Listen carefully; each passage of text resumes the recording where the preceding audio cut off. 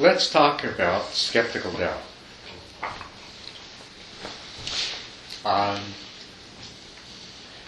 As I said, one of the things that I hope to accomplish over the course of this weekend, hope I haven't bitten off more than I can chew, is for you to get a clearer understanding of what enlightenment is about. I would like to demystify it. It is a mystical experience by nature, but it is enormously over-mystified. And so if I can demystify it and make it more understandable, then perhaps I can help you to diminish somewhat your doubt that that such a thing is possible, and especially that you can attain it. And likewise in the process, I think if I can succeed in demystifying it, it will actually make it easier for you to attain it, because you won't be going in so many wrong directions with it, or have expectations that get in your way.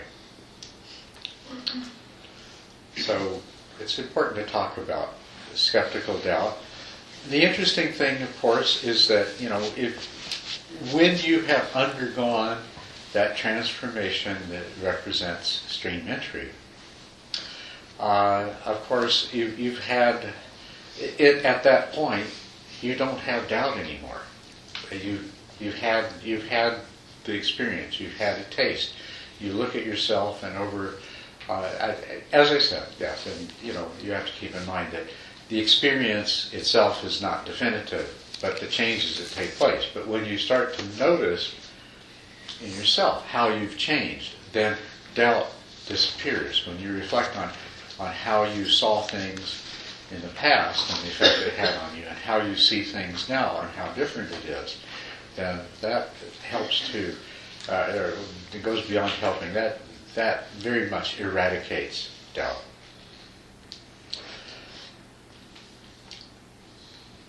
But prior to achieving stream entry yourself, like I say, understanding it, which I hope we can make a lot of progress in this weekend, is an important thing to help overcoming doubt. The other thing is to be able to recognize enlightened beings in the world. If you have a question, is there really such a thing, or is this some kind of fairy tale that, exactly on par with, if I go to church on Sunday, that when I die I'll go to heaven, or, is this something that, I'll never know and experience because it doesn't really exist? And I know some of you, that question comes up. Sometimes you really believe it. You wouldn't be here if you didn't have some confidence in it, but other times the doubts must come up. So if you can see people that seem to manifest the characteristics and behaviors of enlightened beings, that helps enormously. Because at the very least you can say to yourself, well, for sure I wouldn't mind having those kinds of, I wouldn't mind being more like that person is. And they are around all the time. I'll tell you something interesting that it happened that night before last. I read an interview with Leonard Cohen in the Shambhala Sun from November of 2007. Everyone knows who Leonard Cohen is, I believe. Yeah, Leonard entered my life back when Suzanne took us down to her place by the river. And although I've never met him, he's been a part of my life ever since. And also, about 40 years or so ago, Leonard became interested in Zen Buddhism. And actually, for most of that 40 years, he many years did a 3-month retreat at Mount Baldy. And then he spent about 8 or 9 years as a monk full-time at Mount Baldy Zen Center. That was that period of time where we didn't hear much from him. But then that entered. What's really interesting is the changes that occurred in him. He did a concert in London that's available on DVD. Have you seen that? Yes. And how totally different he is than the person he used to be. And you can look and say, that's how an enlightened being does a music concert in London. I And didn't see it, I've heard it. oh, you've many heard it. times. Okay. In Well, my it's car. really something to see. Yeah. To see his face, to see how he behaves, to hear the things that he says. And yes, it's quite wonderful. And then I read this, as I say, it was just the other night, I read this interview in Shambhala Sun. And you read that, and, if you go back to this, these descriptions in this handout here that I gave you, what is an enlightened being like? There is a profound realization of living fully in the present moment. You really get that from the way he talked. A deep sense of relaxation that arises from understanding that there is nowhere else to go and nothing else to do. A magnanimity and spaciousness is observed as compared to the finite, limited nature of the individual self. And so on. So there are beings that you can look at, and Leonard Cohen would be one of them in his current manifestation, that you can look at and say, well, at the very least, that would be a nice way to be. So, and there are many others, and it helps to be on the lookout for them. The Dalai Lama is, you can't go wrong, looking at the Dalai Lama, examining his situation and saying, wow, if I could be like that, if I could deal with what he has to deal with, and do it the way he does. Joyfully. So these are ways that help, but you have to have this understanding. As long as it sounds like something impossible and unreachable, your confidence in it is not going to be very strong. And I think that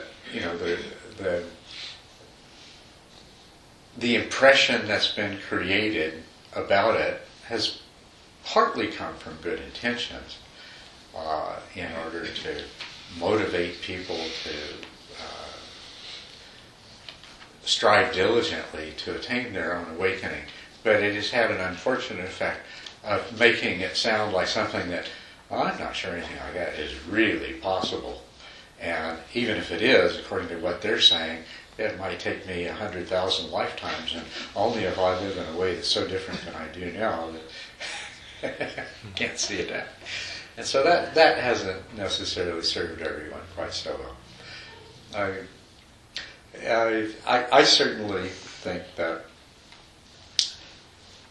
any human being has the potential to become enlightened, to at least the first stage of enlightenment.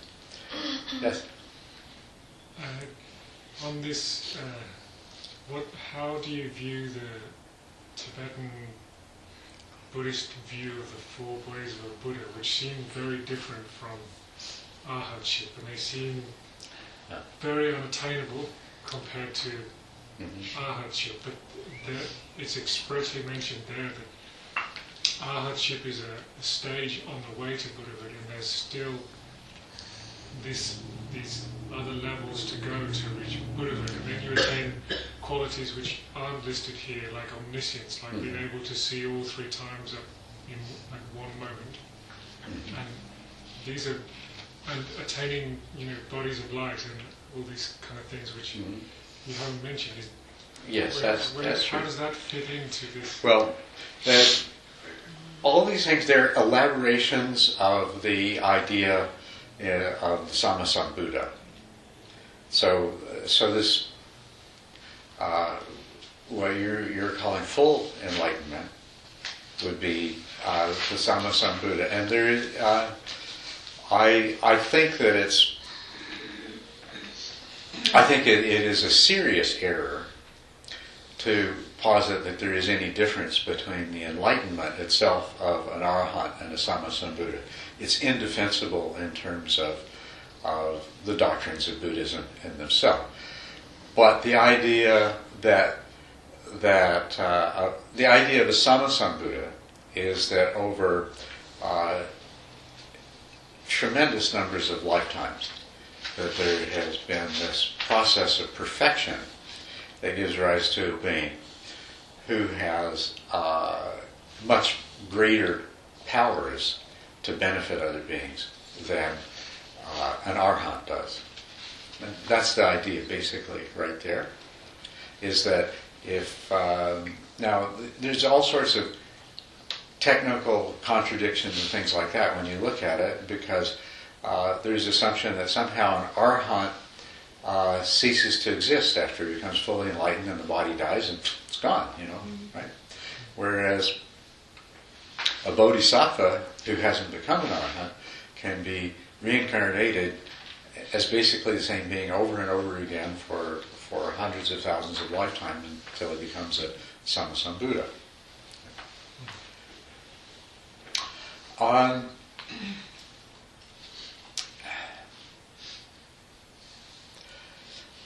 I believe all of these different teachings serve a purpose in one form or another are intended to help people in their path.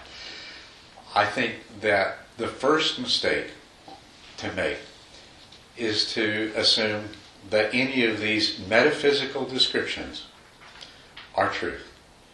They're all empty. They're all ways of looking at things. And as ways of looking at things, they can be looked at in different ways that are equally valid. And so to ask yourself the question, is the Tibetan view correct and is some other view mistaken, is not a very useful question.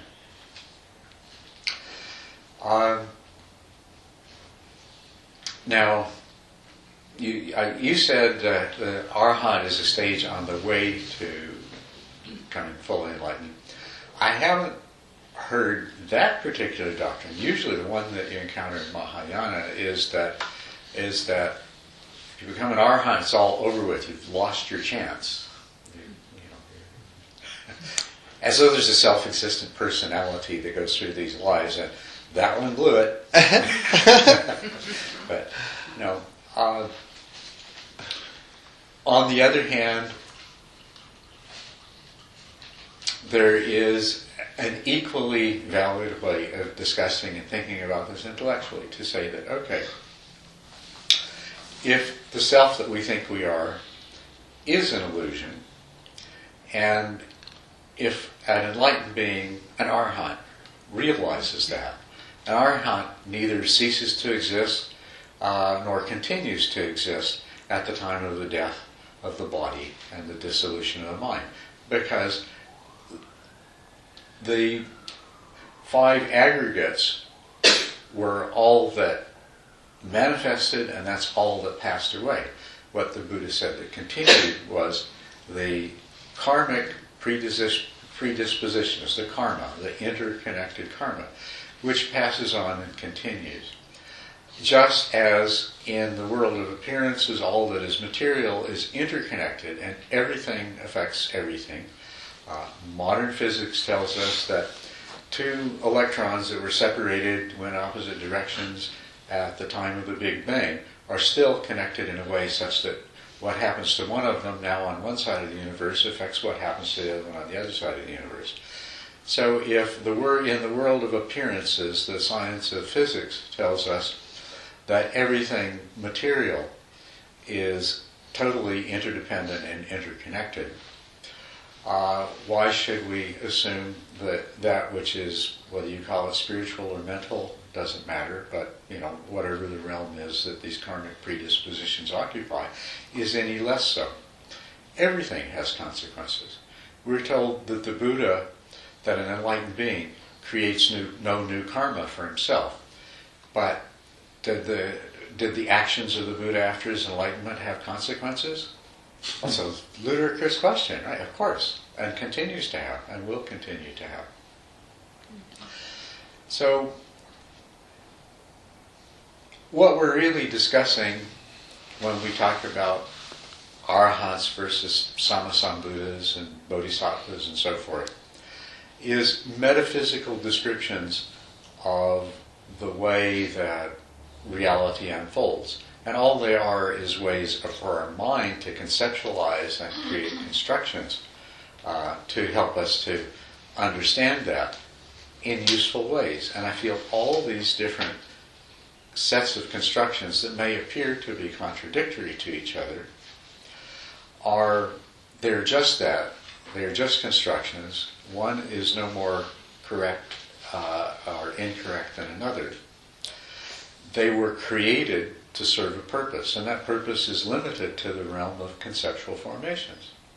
So as a part of a body of teaching, the view of the bodhisattva reincarnated over hundreds of thousands of eons to become a Sammasambuddha, that's a conceptual construction that serves a purpose within a particular context.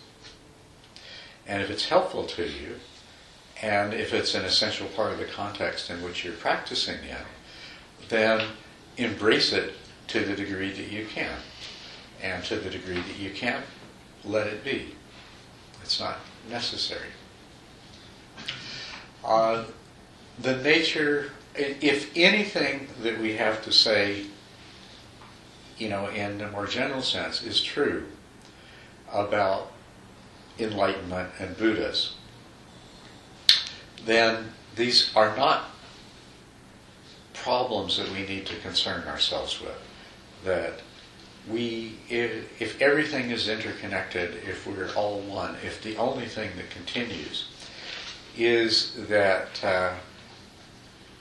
those perfections that have come into being in one psychophysical entity, one collection of aggregates, then they are going to continue, and their power is going to continue to evolve as long as there are beings coming into existence and going out of existence. I can accept that. Become enlightened in this lifetime. Be a bodhisattva. Practice bodhicitta. I think that is the message. What disturbs me is when I hear these teachings put in the form of you don't want to become enlightened because becoming enlightened is selfish, and it keeps you from becoming a fully enlightened being who can help all other beings throughout all eternity. Instead, I'd like to say, become enlightened for the sake of helping all other beings. In this form that you're in, as much as you possibly can, and trust that as a part of the ultimate wholeness of whatever is, that's not going to end with the dissolution of your body and mind. And it can take on any number of forms in any number of different ways. So it's a wonderful ideal that I am willing to strive however long and however diligently it takes, even if it is hundreds of thousands of lifetimes. That is a beautiful motivation to hold in your human heart and to conceptualize with your human brain.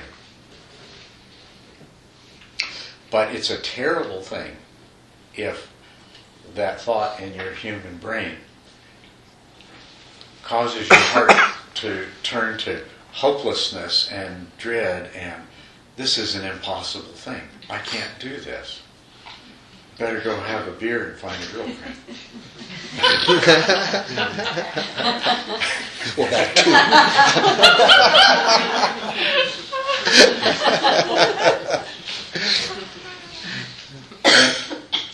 Become a stream entrant, or a once returner, or a non-returner, and then decide whether you don't want to take a chance on becoming an arhat. everybody. So, one of the things that's come into my awareness a lot lately, like over and over, is the teaching that enlightenment, if you believe that it's somewhere else, like it's somewhere out there, Yeah. and you're seeking it, Yeah. that you're doomed. Well, you're not doomed, but you're going to You're be. never going to find You're it. not going to get it until you give up that idea. Right, okay. So can you talk about that a little bit? Well, yes. That's really what I'm saying when I say to we need to get rid of all of the mistaken ideas that get in the way. If you think of enlightenment as something to be something that you don't have that you need to have, or something that's someplace else that you need to go to that other place, then those concepts are going to be limiting. Enlightenment is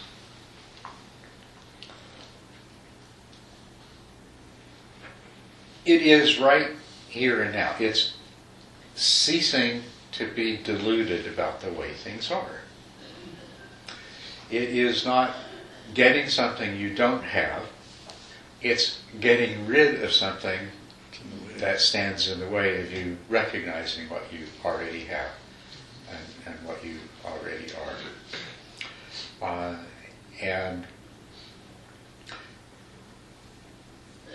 the truth that we're talking about is, it's not somewhere else and it's not some other time. It's always right here and it's right now. And it's a question of realizing it and recognizing it. The Buddha nature, when we say the Buddha nature is in you, it's not something that you're going to get from somewhere else. It's an awareness.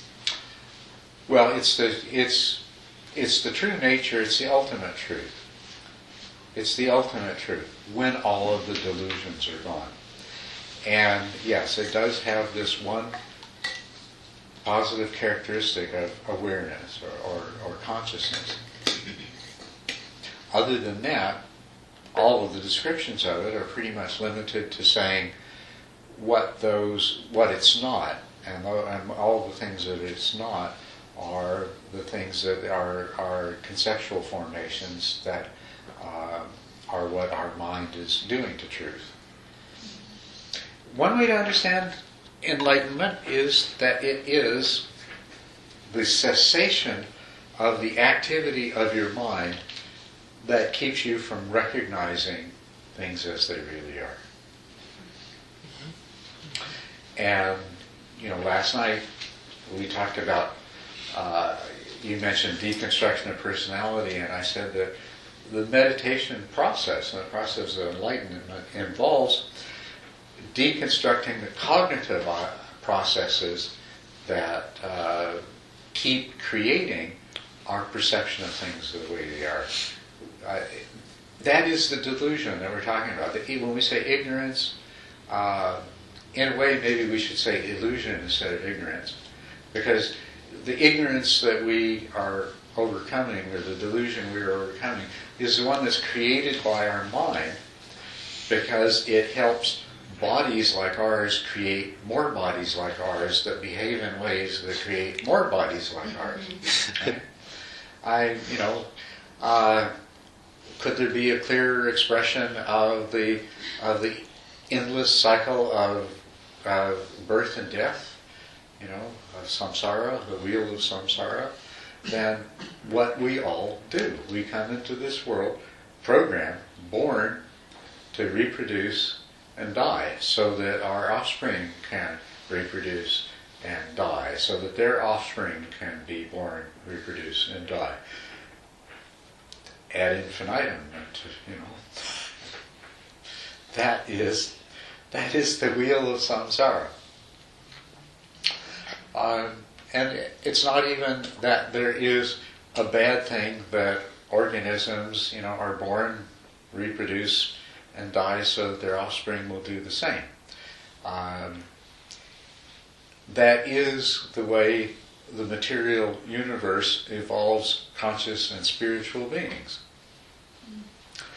But we occupy, at least in the part of the universe that we see, we occupy this very, very special niche. We no longer need to continue in that delusion. We no longer need to act out of the compulsions of desire and aversion, and we no longer need to suffer. We can stop doing that. And even having stopped doing that, we can still allow others of our kind to come into existence. But we can create a world in which these new rebirths are able to, just as we have, transcend their ignorance, transcend their slavery to innate compulsions, and to rise above the world of suffering that otherwise characterizes the human condition.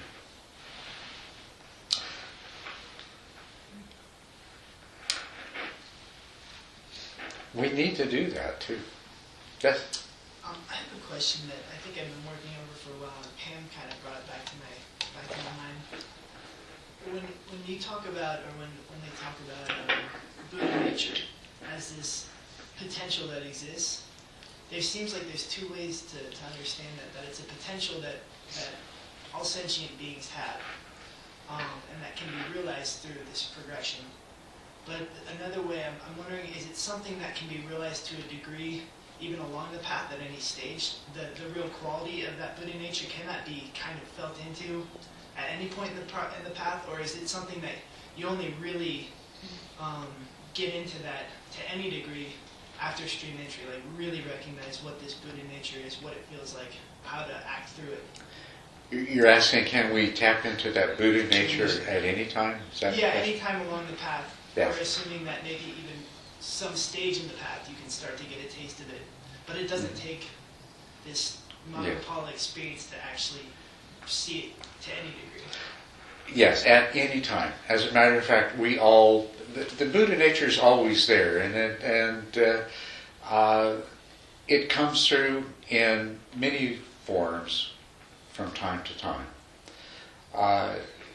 Genuinely altruistic and compassionate behavior comes from our innate Buddha nature. And we all have little experiences of wisdom that goes far beyond what we normally understand and what we ever are aware of having learned anywhere else. And that's the Buddha nature coming through. It's always there. How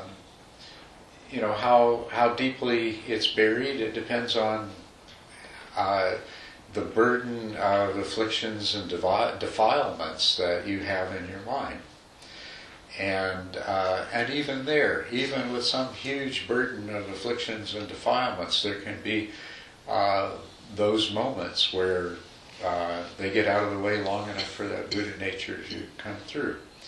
So it's not something that is only known after stream entry. But the important thing about stream entry and about enlightenment is changes take place, permanent changes take place in the way the mind works. And that opens up all of the new possibilities.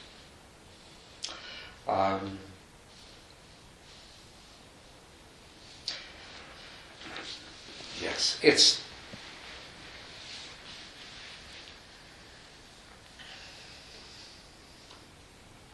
What is important about the definition of stream entry, and we didn't even get to the point of talking about that yet, but I know you all read about it, right?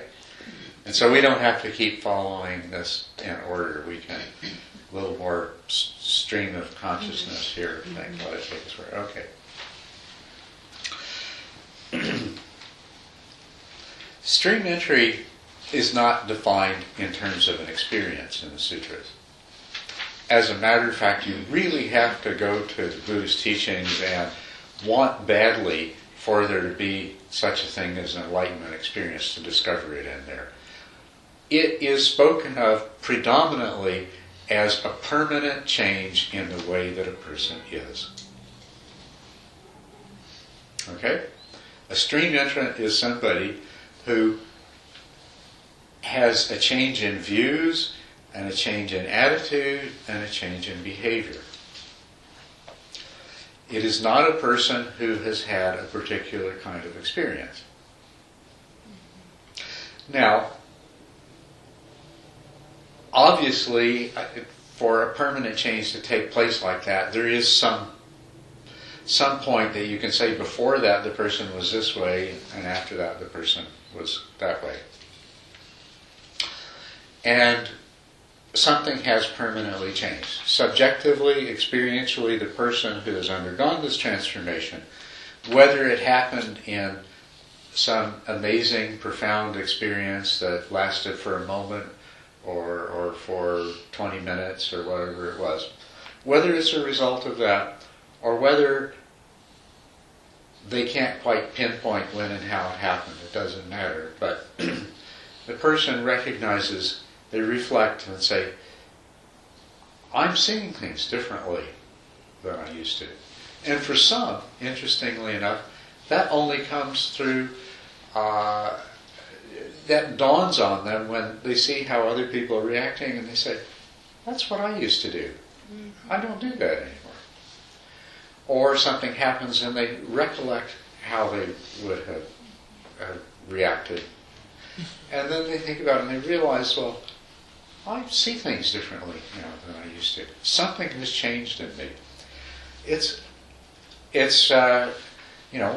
described by some as being a rewiring of the brain.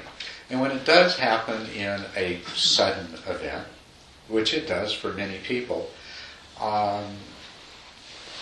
especially nowadays, because the whole orientation of the Dharma teachings and the trainings nowadays is towards bringing about this dramatic event.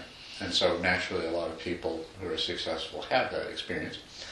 But that's what it's like. It's afterwards, it's, wow, something happened. I'm changed. It's like something went in and rewired my brain, and now the way my mind works is differently. I'm reacting to things, and I can see that it used to create this feeling and this attitude, and instead now it's different. And when that change takes place, it's much easier. All of the things that you do on the path towards stream entry, you'll need to continue working on them, but it's so much easier now. And the results of the work you do is so much more dramatic. It's still a continuing process, but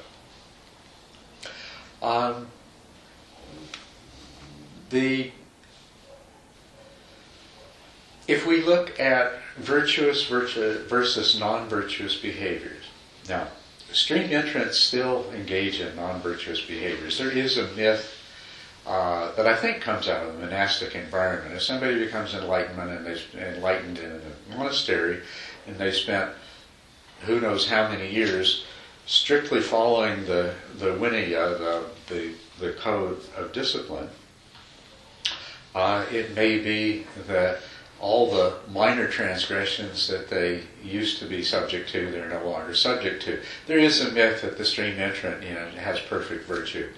But if you look back at what the Buddha said, he didn't talk about stream entrants having perfect virtue. He talked about stream entrants when they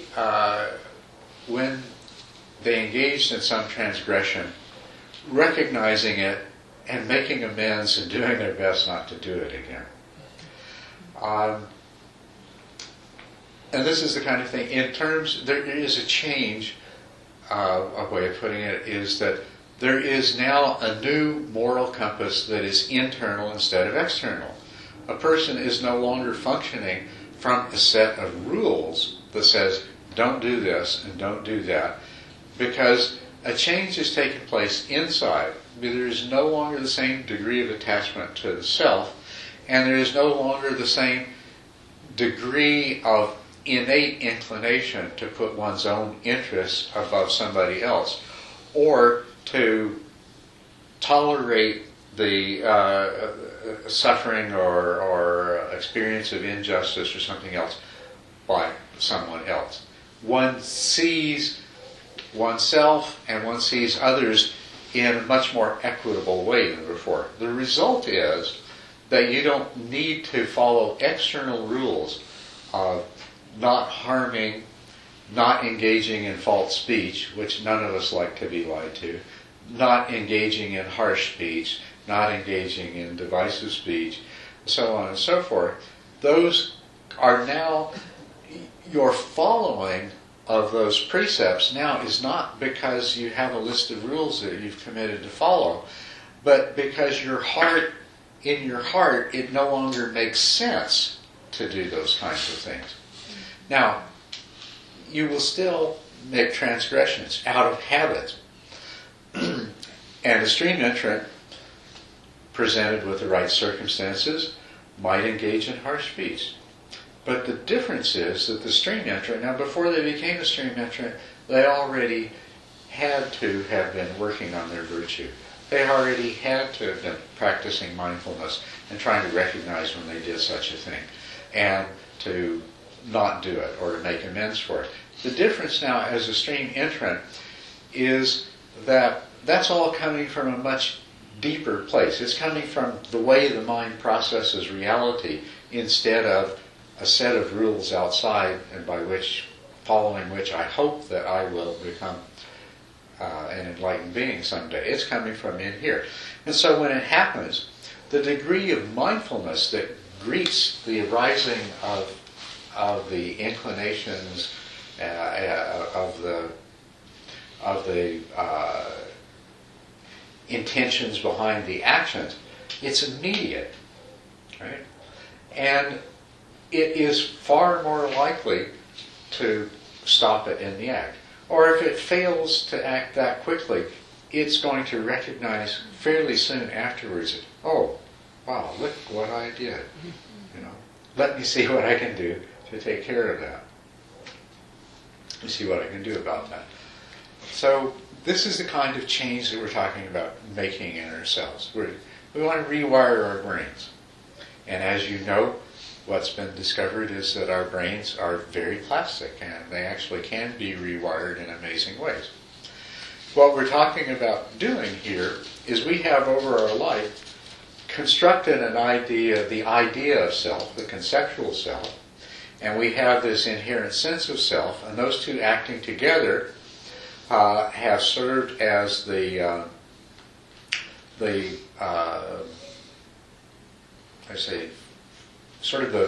focal point, or we also have these instincts for desire and aversion that arise, the craving. And so these have served as the focus for how desire and aversion arise and how they manifest. Right? This is how we've been programmed.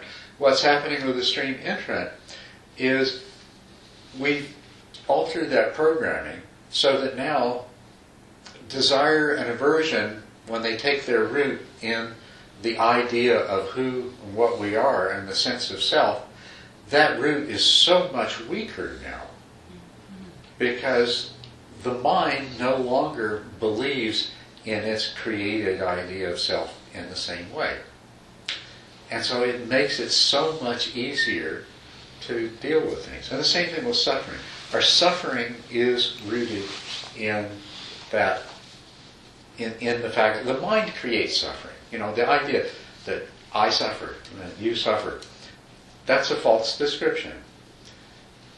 Your mind or my mind has neural circuits that flood the brain with a certain kind of electrical activity that we subjectively experience as suffering. And those circuits are activated when certain combinations of events happen. The brain processes information, and some part of the brain basically you could say, makes a decision that that's the appropriate time to generate the feeling of suffering. See what I'm saying? So, suffering is something your mind does. Well, it served an evolutionary purpose. When you felt suffering, then you took some action to relieve your suffering, which is usually an action that improved your survival or enhanced your ability to reproduce and to raise your offspring. So it's all part of that same thing, once again. But suffering is just a thing that the mind imposes on itself. And when you change the way the mind works, then you change, first of all, the likelihood that the mind's going to create this sense of suffering. And secondly, you create the possibility that when the mind does create suffering, that other parts of the mind can look at this and say, this doesn't need to happen. We can let go of this. So that's what we're doing. We're changing the way our brains work, we're changing the way our minds work, and we're creating a possibility to change even more the way our brains and minds work. When our mind ceases to believe so firmly in the product of the I-making part of the mind, let's hypothesize that there's a part of the mind and maybe even a part of the brain that we can say its primary function is I-making. It tells the story of our lives, and it stores the story of our lives, and it defends the story of our life, and it wants to see things happen that support and maintain the ongoing story of our life. So that's the part of our mind that is the I-making part of our mind. So, and the I-making part of our mind and the inherent sense of self that we have that's built in at a really, really deep level. If we wanted to find it in the brain, it's probably way down there in those deep structures that were formed in very primitive vertebrates a long, long time ago, and we still carry them with us. So the most recent thing would be this part of the I-making part of the mind that creates the story of who we are. I doubt if lizards tell themselves the story of their life to a big degree. They live in the present a lot more than we do, right? So you've got that, and then you've got a brain that has all of these emotions, and you know what instincts are. Instinct is a program that's built in that every time the stimulus comes up, exactly the same behavior comes out of it, right? And then on the other hand, human beings can act in a way that's purely based on reason, on rational. We can analyze a situation that we've never encountered before, that maybe no human being has ever encountered before. Brand new situation, and we can evaluate it, and we can choose a particular action that we feel is appropriate to our analysis of the existing situation. So here we have two ends of the spectrum: behavior that arises out of pure reason, and behavior that arises out of pure instinct. Well, emotions are something in animals that can learn and change. There's some animals, everything they do is instinct. They have no capacity to learn anything new. They have no capacity to analyze a new situation. But a lot of these animals also don't have anywhere near the kind of capacity that we have for analysis and reason. So they come into being equipped with this whole array of emotions that get triggered by certain factors and then incline them to behave in a certain way. They're kind of like instincts, but they're more flexible than instincts. And they depend, not like an instinct, with certain tropical fish, the male, when he sees a particular shape with a red spot on it, immediately goes and mates with it. no matter if it's a piece of plastic or what it is. You know, the instinct in these tropical fish, I used to keep tropical fish, and the instinct is if something has a roughly oval shape with a red spot on it, you do your best to mate with it. That's a pure instinct. And so with emotions, it's not so rigidly confined to a certain kind of visual or other stimulus, but rather the mind processes experience and it triggers an emotion. It will trigger anger, or it will trigger hatred, or it will trigger desire, or it will trigger lust. Right? So this is what emotions are. And then behaviors come out of that. And the behaviors are, in tropical fish, they always do the same thing. They swim in the same circles. They blow the same bubbles. The mating ritual is always exactly the same. But with emotions, they push us in a particular direction, but there's still a lot of flexibility in how we behave. If we get angry, whether we shout or whether we grab something, and who we hit, and sometimes we restrain ourselves. So there's some plasticity there in how emotions are acted out. So they're somewhere between reason and instinct. And they serve a lot of animals really well. As long as the emotions you come equipped with and the things that trigger those emotional reactions work towards your survival and reproduction more often than they fail, then the tendency for those emotions to be continued is going to be there, right? And so you look at the way organisms who have emotions as part of their behavioral apparatus, you can see, this is an evolutionary device, and it doesn't have to work all the time, and it doesn't have to make the organism happy. It doesn't matter if 40% of the time it results in the organism dying. As far as Mother Nature is concerned, it works 60% of the time, and so it's going to be continued, right? And it doesn't matter how much suffering or unhappiness the individual organism experiences as a result of this, or even how much collateral damage comes from this behavior, as long as the end result, as long as the net result favors the multiplication and increase of the organism that manifests these behaviors, right? Mm-hmm. That's all that's necessary. So here we are. We find ourselves human beings with an ego self and with this deep inherent sense of our separateness, and we're equipped with a bunch of emotions, and basically they all come down to one form or another of manifestations of craving, of desire and aversion. Right? And of course our mind goads itself into behaving in certain ways by generating feelings of happiness or feelings of suffering. So that's what you are.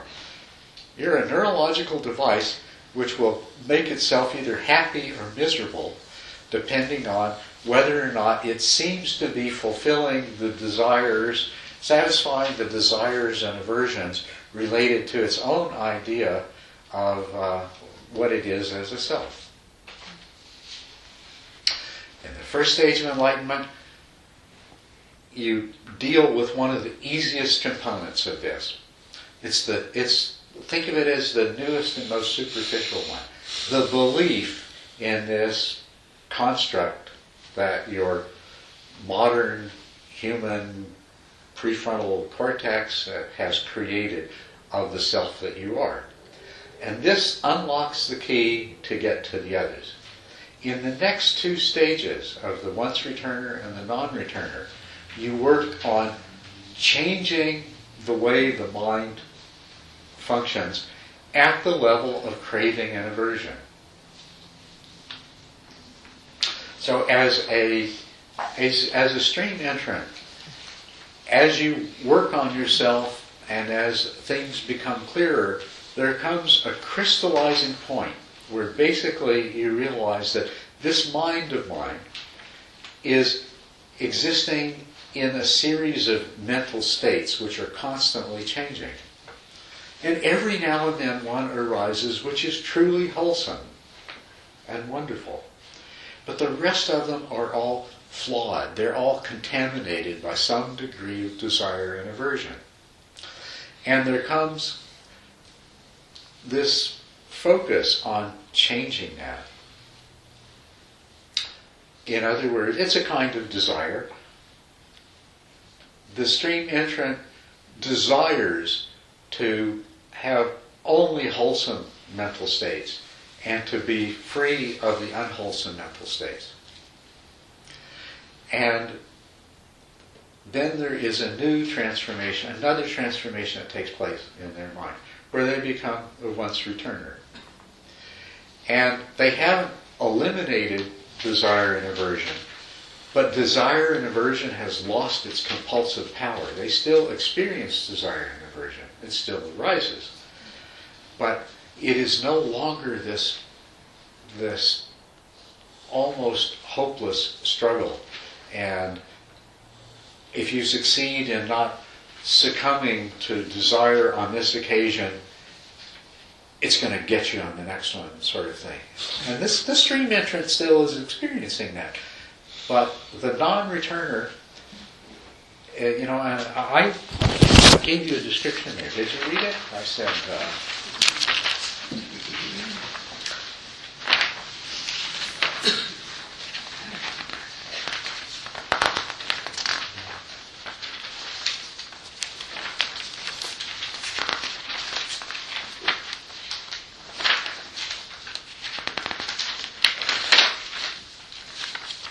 the intermediate stages of the non-returner, once returner and non-returner on page 15. Even with the second path attainment, the stage of the once returner, it is with great wonder and awe and amazement that one realizes the remarkable degree to which ordinary desires and aversions have mysteriously disappeared and simply don't arise in the same way they once did. And there is this experience of surprise and wonder in spite of all the practice that has been engaged in specifically to attain freedom from these afflictions. Because it's not something that has been brought about through will or intention. It is the result of a profound inner shift occurring at an entirely non-conscious level that comes about through repeatedly creating and sustaining the right causes and conditions. In other words, the brain rewires itself again in another way. And now, those desires and aversions are still there, but they are so much easier to deal with.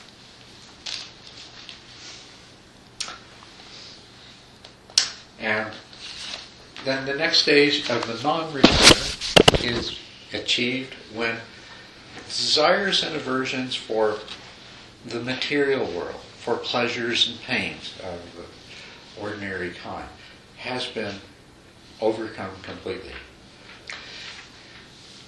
The thing is that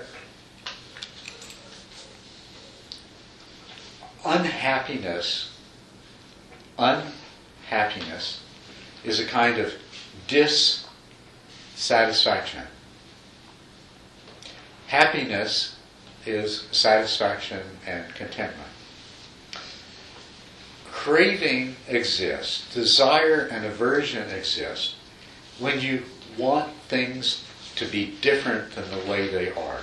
You're not in a place of acceptance of what is. And so craving is the result of dissatisfaction, or dissatisfaction is the result of craving, or dissatisfaction and craving are so closely intertwined that it's hard to separate them from each other. And so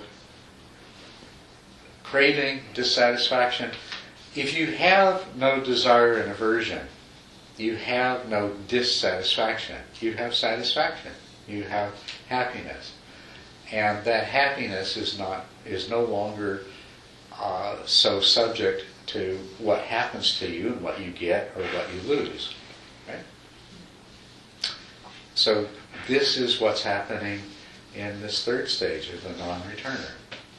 Now the non-returner still has, so what we've done here is we've taken care at the conceptual level of our attachment to our personality view, of our ego self as being real.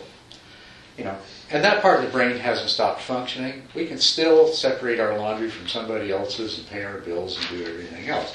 But we're not attached to it in the same way anymore.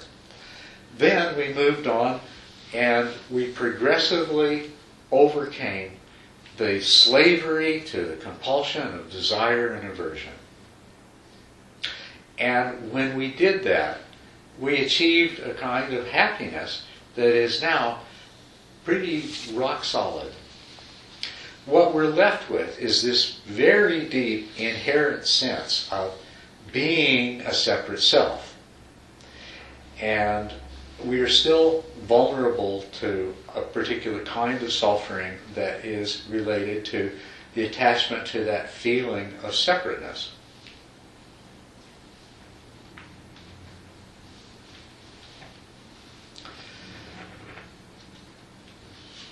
There is a craving for continued existence in this form. While there is no longer craving for the pleasures of the flesh, the sensory pleasures of the world, we no longer have the same degree of compulsion to pursue sensory pleasures or the admiration and adulation of others and so on and so forth. There is still a craving for certain more refined things of what we call the fine material realm and the immaterial realm. These are things of the sphere of the mind itself. We are a consciousness with a mind and a mind of contents. And we're attached to that. And so this is our remaining vulnerability. This is our remaining craving. It's our remaining source of suffering. It is our remaining source of alienation from the rest of the world. We have a lot of compassion because all of the mental energy that in an ordinary person goes into the suffering craving complex. That same mental energy, as you achieve more of a sense of oneness and less of a sense of being the self in need of constant cherishing and attention, that same energy then goes towards compassion. But the non-returner doesn't have the fully developed total compassion of an arhat, because they still have the inherent sense of self, and they're still attached to it. And, I forgot to bring my book in here.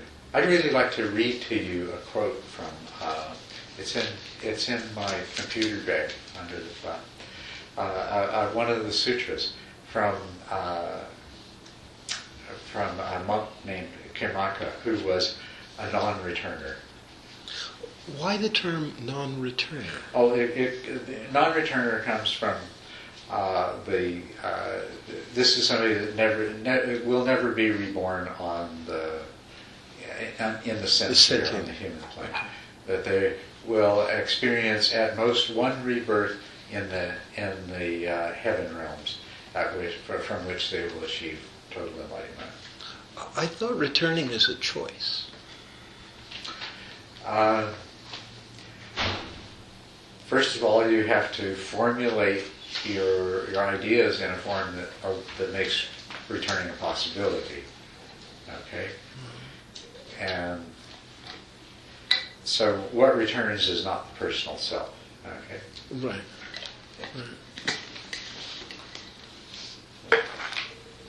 Anyway, we can talk more about that. I just want to read this here.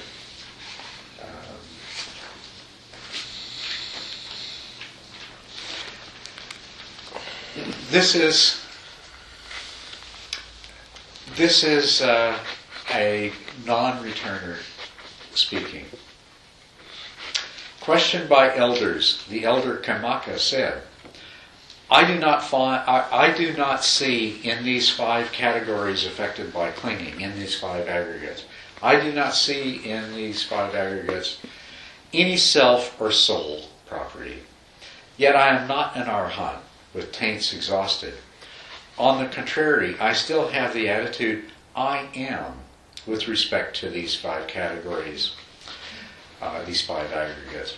Although I do not see I am this with respect to them, I do not say I am form, or I am feeling, or I am perception, or I am formations, or I am consciousness. Nor do I say I am apart from consciousness, yet I still have the attitude I am. In other words, there's no longer I am this, I am that. There's no longer something that is identified as being the self, but there still is the sense that I am. Okay.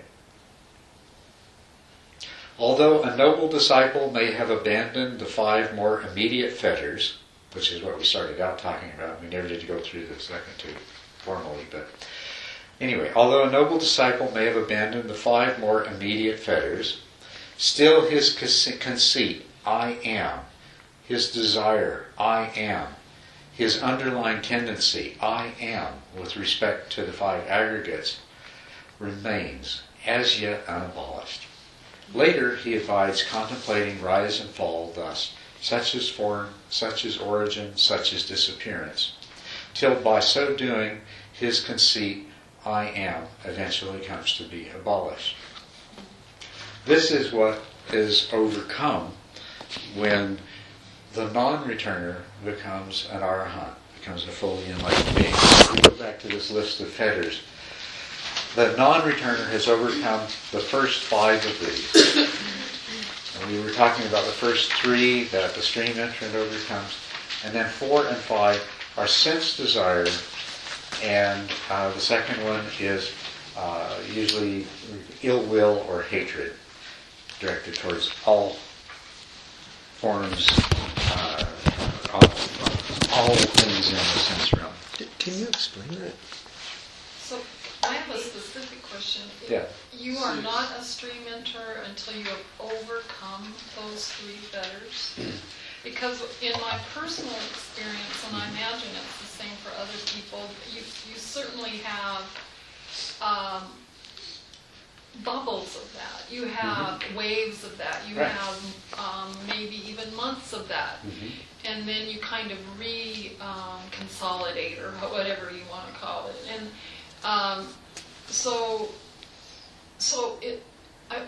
I guess I'm having a little bit of a hard time. It's not to me like something that, okay, now you're this and then you're that. It's like it's like this. It's kind of like this. Well, if you have, I would say, I'm not talking about you in particular, but if any person has a clear experience of this transformation that's described by overcoming these 3 fetters for an extended period of time, of more than, a few hours. I mean, any of us can have a really profound experience and we walk around for the rest of the week. If the mushrooms did their job, you can walk around for the week, knowing that a completely different idea of reality and yourself. But what happens with that is it wears off and it doesn't come back. Now, if you have that kind of realization and it lasts for quite a long time, well, it's true, you might lose it for a little while.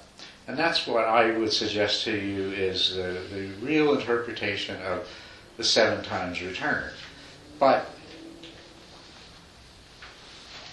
I would be very surprised if you could really say of yourself, I've overcome these 3 fetters, and I have lived in this place for weeks and months, then you might lose it for periods of time, but it's not going to happen very often, and it's not going to happen very many times, and eventually you're not going to lose it all.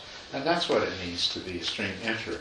Nobody's saying that the stream enterer never has a moment when they lose sight of what they have learned. But it doesn't last very long. And usually, as soon as you lose sight of the understanding of the illusory nature of your personal self, as soon as you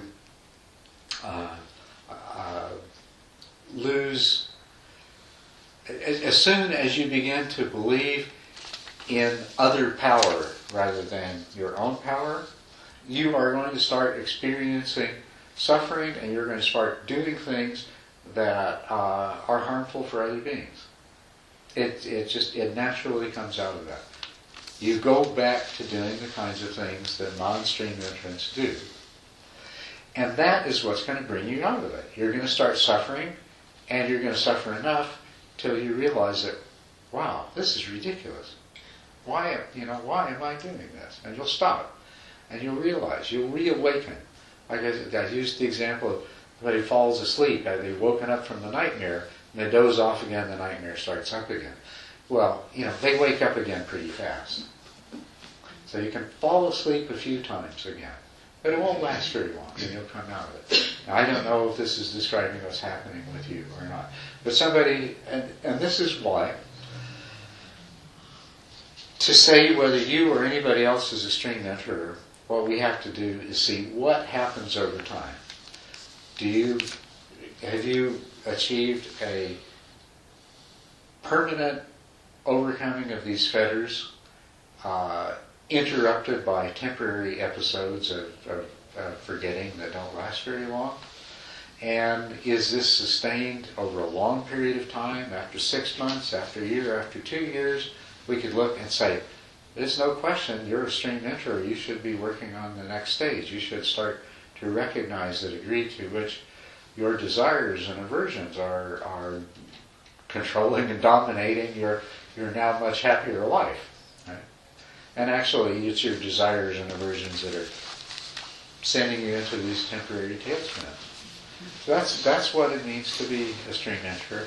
No, it's not such a dramatic black and white thing that, that's why I say you can't say, well, he can't be a stream enterer because I heard him get mad and kick the cat. You can't say that. And likewise, you can't say somebody is a stream enterer because they say, oh, I had this wonderful experience and I realized I was one with everything, and that, ever since then I've been so happy. That doesn't by itself tell us anything. We have to see what happens over a period of time. But they are dramatic changes, and they are permanent changes, and if you watch over time, that becomes obvious. It becomes apparent.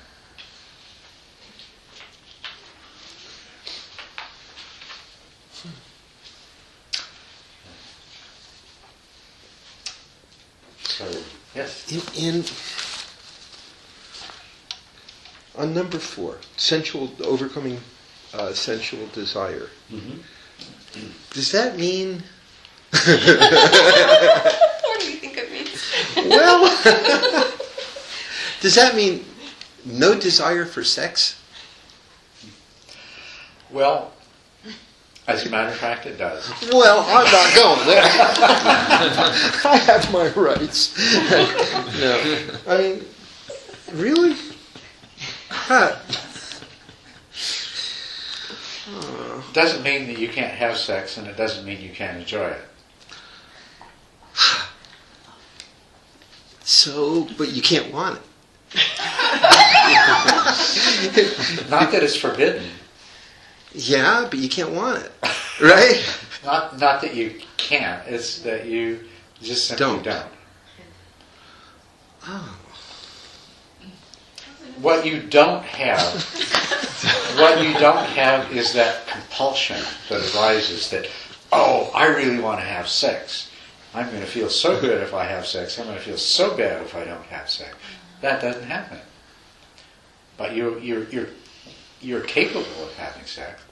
But your motivations for having sex become different. Different. Yeah. Okay, so it wouldn't be sex for sex sake. No, it wouldn't be sex for sex. It wouldn't be sex coming out of a compulsion to have sex. Okay, not compelled. Okay. I can live with that. Really scared me.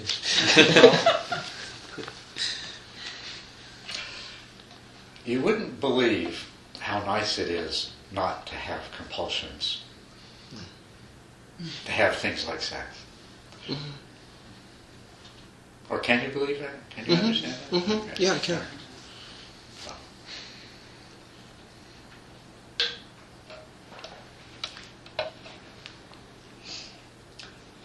Can you say the part about as long as you are relying on a power outside yourself? Mm-hmm.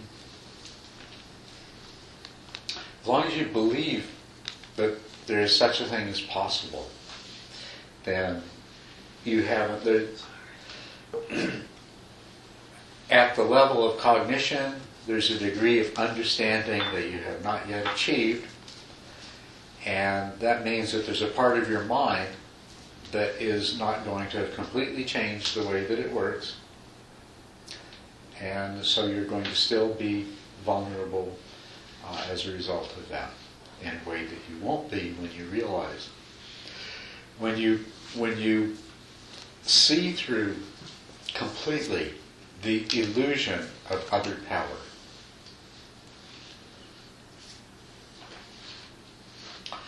does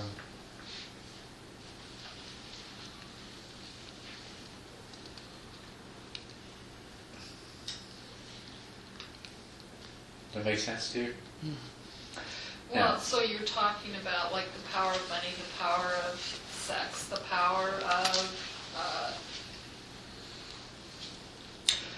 The power of rites and rituals, right. and you believe that, well, if I perform these ceremonies, then I will become enlightened. If I follow these rules, then the act of following these rules is going to bring good fortune to me.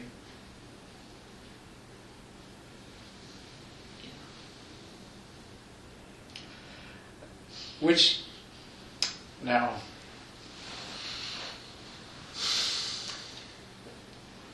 virtue does bring good fortune for clear and understandable reasons. It is not because, I think this is a universally true statement that the belief in the other power of rules and rites and rituals and ceremonies is a fetter, an impediment, and a problem. And that when we overcome that, that when we see things as we really are, that automatically falls away. That's what's being said. But you can also, to understand what the meaning of this is in the context of the Buddha's time and Buddha's teaching, the Brahmanical tradition taught that what happened to you in the future was the result of karma. And karma was your fulfilling your role in society, following all the rules, performing all the rituals, and doing it in just the right way. For the Brahman himself, he had 3 fires that he kept going. He performed all kinds of rituals that were intended to basically keep the whole world happening the way it was. Make sure the rains fell and things like that. Would perform other rituals for money for other people who were not Brahmins, and therefore did not have the power to perform the rituals themselves. But everyone of any of the castes, there were certain ways that they were supposed to behave, ways they were supposed to treat parents, husbands, wives, those of higher castes, those of lower castes, ways they were supposed to conduct their life in terms of their jobs and things like that. This was all called karma, and the belief was that whatever happened to you in the future was going to be the result of your karma. And Buddha redefined karma. He said karma all happens inside here. That there is not some unknown force or power somewhere keeping track that says, oh, but Cheryl did such and such, she's going to get that back one of these days.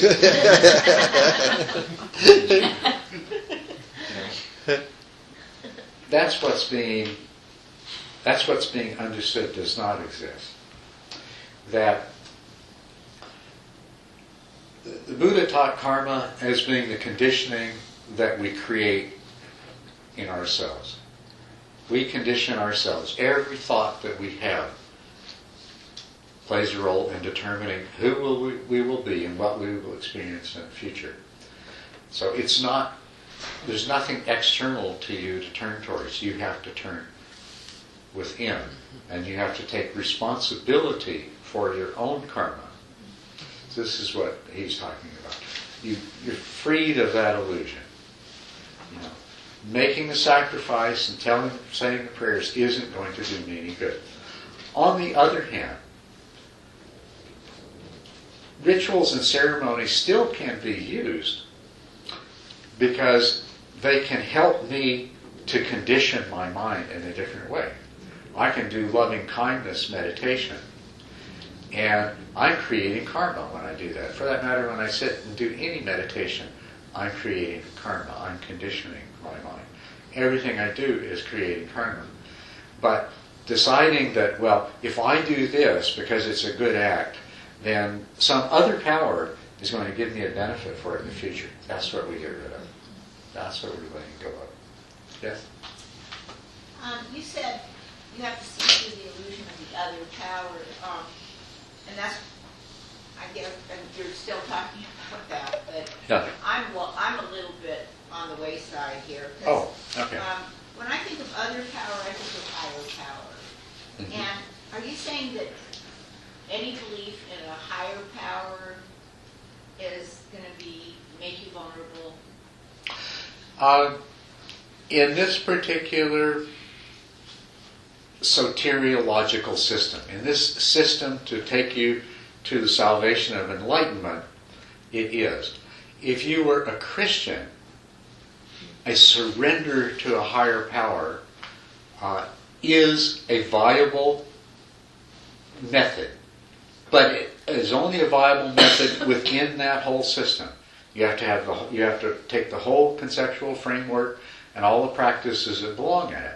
There is a path to enlightenment that's called bhakti, devotion. And so, but this is not a bhakti path. The higher power is not other power.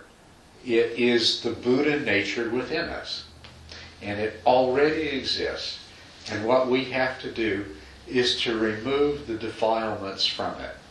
We have to overcome the fetters, overcome the defilements, remove the afflictions. And the Buddha nature helps us to do that. We appeal to the Buddha nature within us. So it's not another power. It's a different way of looking at it. Yes? I used to attend Thai meditation and chanting. Yeah. And it seemed an awful lot like devotion. It Yes. was Buddhist thought, Mhm. but it really smacked of religion to me. It is. It is, yes. No question about it. A lot, in any Buddhist country, you'll go and see a lot of what happens in the temples, a lot of what lay Buddhists do, and a lot of what the monastics serve is religious Buddhism. And it involves a belief in a self, it involves a belief in other power, all of these things. This is, in this little discussion here, we're reminding ourselves of two important distinctions we have to make.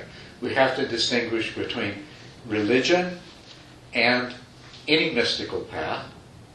And then we have to recognize that there are different mystical paths, which in terms of what we covered, last night, what we talked about, are amazingly similar in where they go. But they go by different by different routes, by different processes.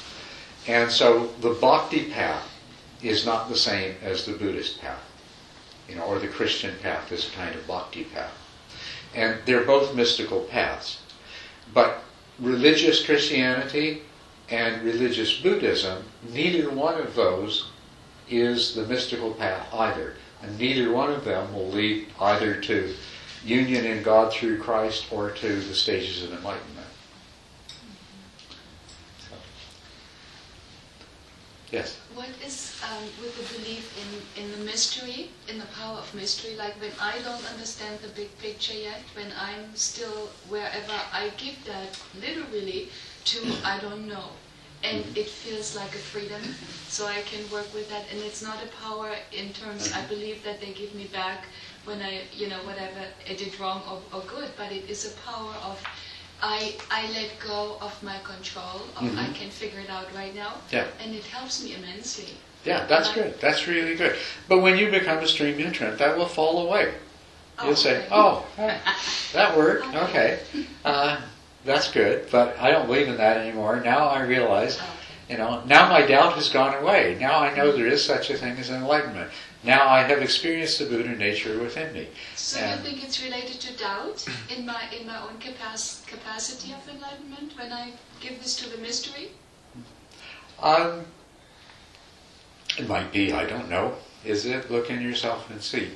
It might come, but it comes from, for some reason or other, for whatever reason, whether it's doubt or whether it's something else, the way your mind works, this is the way you look at it, and it works for you, right?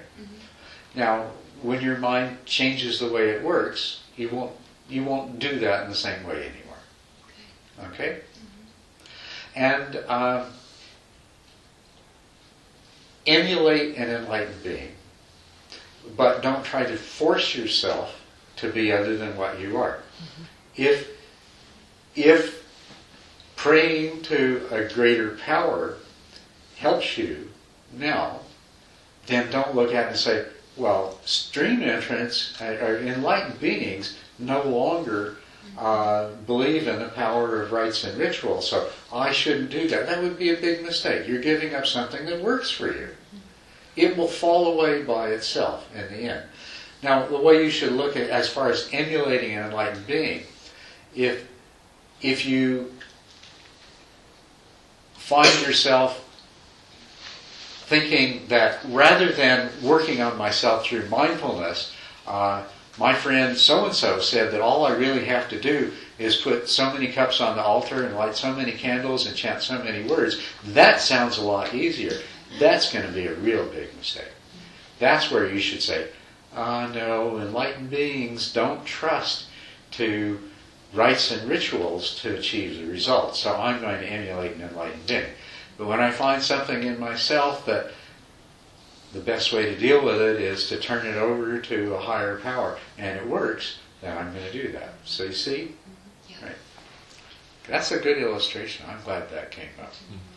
Yeah. Yes? Could you talk about anger a little bit in terms of someone who's experienced, but as compared to a stream entrant? As compared to? The stream entrant. The stream entrant. Well,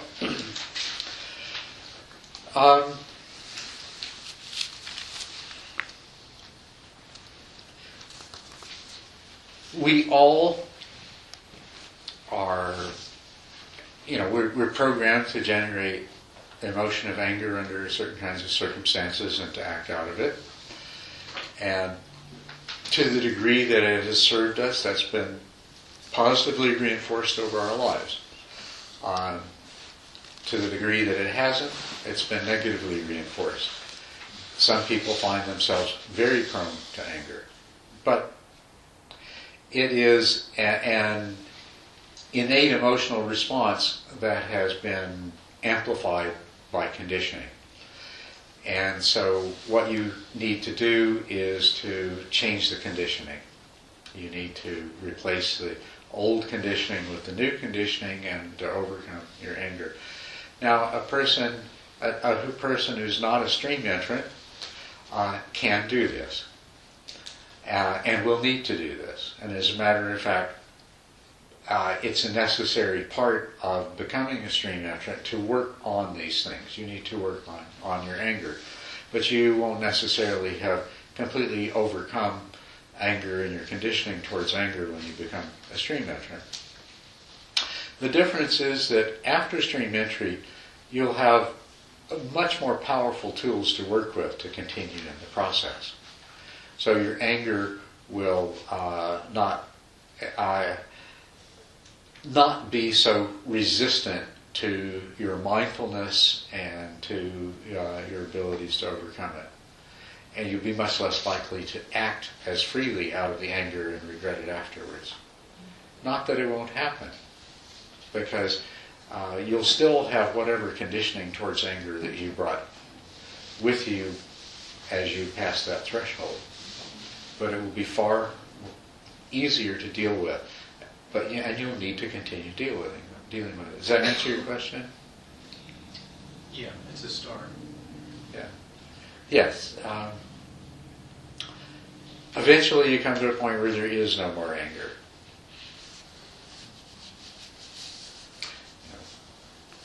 So you can look forward to that. It is one of the changes that takes place in us. But until you've reached that point, you'll need to continue working on it. Because even though you may have, when you come to the point where you completely overcome anger, the week before you may have still experienced the arising of anger, even though because of your work on it, it didn't overwhelm you, and even though it wasn't so intense, and even though you didn't necessarily act on it, you still experienced that mental state arising. And then the transformation comes to the non-returner, and you'll find that that anger thing, whatever it is, it just doesn't happen anymore. So that's the wonderful transition. So, but in the meantime, until you reach that, you just keep whittling away at it as best you can. And you can't really afford to back off, because if you say, well, okay, once I become a non-returner, the anger problem will be solved, so I'm just going to ignore it. Because continuing to work on it, not the degree of success you have, but the fact of continuing to work on it is part of what gets you to become a non-returner.